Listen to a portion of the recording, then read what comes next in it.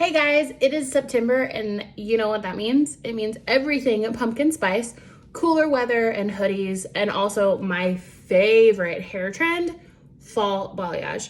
If you follow my socials, a few days ago, I posted a beautiful transition from a summer blonde to more of a fall dimensional blonde, and I promised you a video on how I did that.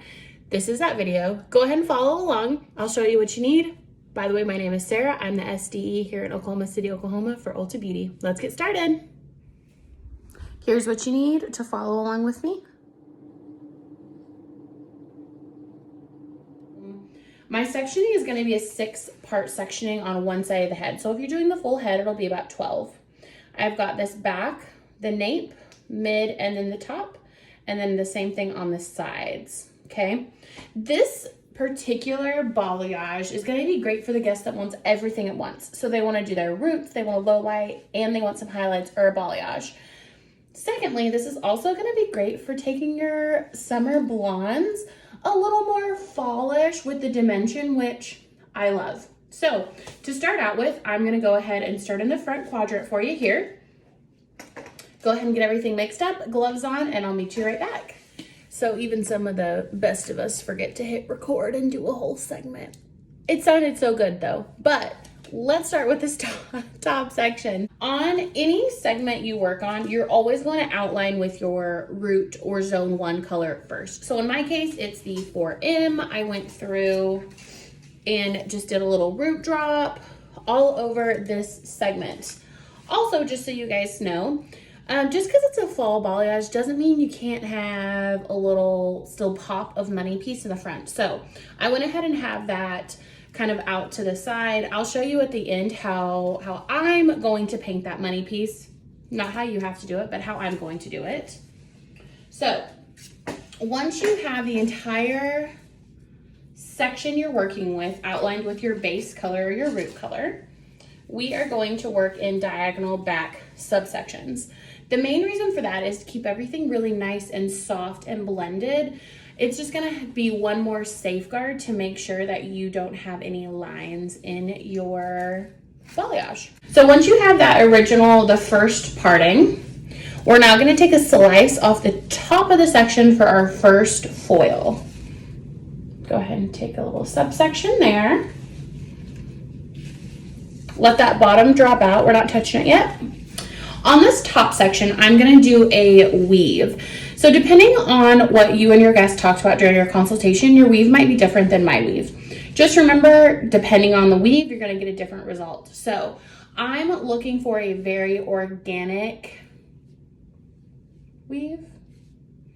So I'm going to do my stitch down here at the bottom. If the closer to the scalp you weave, the more precise your stitch will be. Like I said, we're looking for a very organic, loosey-goosey, so I'm gonna start down here at the bottom. Just do my weave. When you divide your two weaves, we're gonna work with the bottom of that weave, okay? So the top of the weave, go ahead and clip out of your way.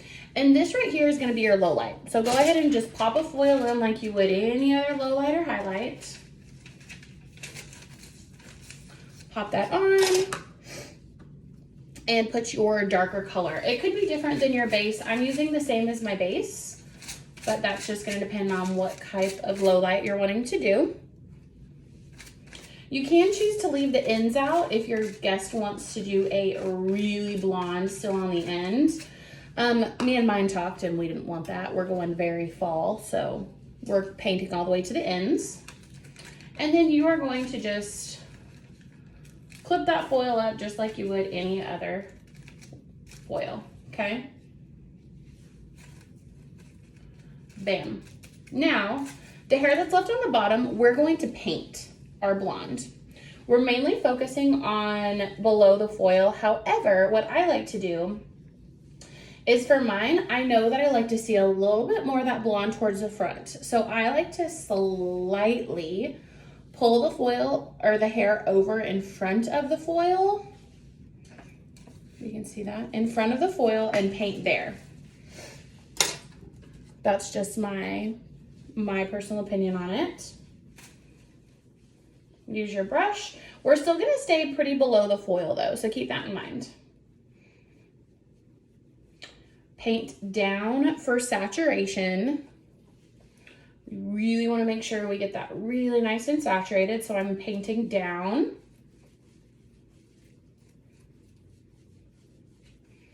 And then you can either paint up with your brush for blend, or I just like to use my handy dandy pinky and just smudge that line just a bit.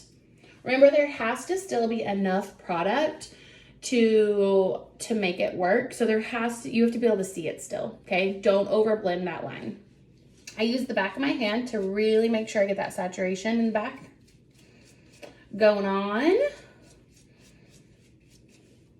Once you're happy with your saturation, check underneath as well. You're going to place a foil to hold it. And I just like to kind of sandwich this into the foil. Make sure it really sticks. Okay? So it's your bottom half of the foil. We still have the top half of our weave. We are now going to marry the two together. To death do us part, if you will.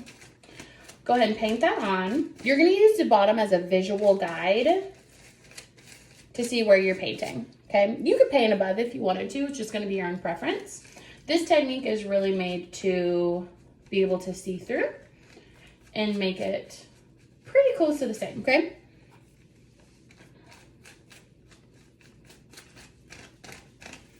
Once again, use your pinky and you're just going to blend that line.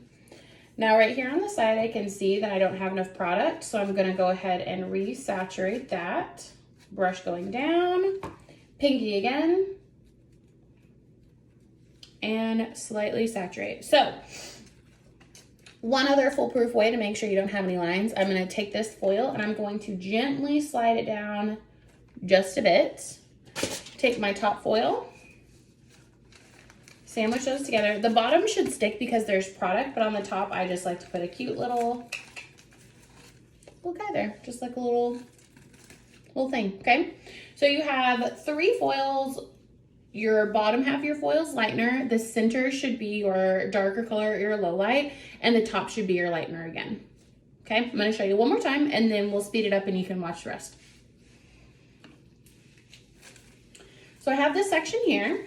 I'm once again going to take a pretty big section. This very top corner is actually just gonna be something dark. So I'm gonna go ahead and leave that out. That will be dark, or your low light color for depth. And the first thing I'm actually gonna do is take a small slice, like a traditional size slice out of that. And I'm gonna paint this whole thing dark for some added dimension.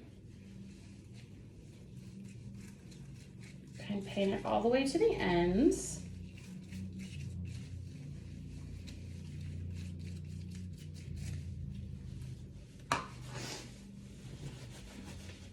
Wash your hands off so we don't transfer it to something else.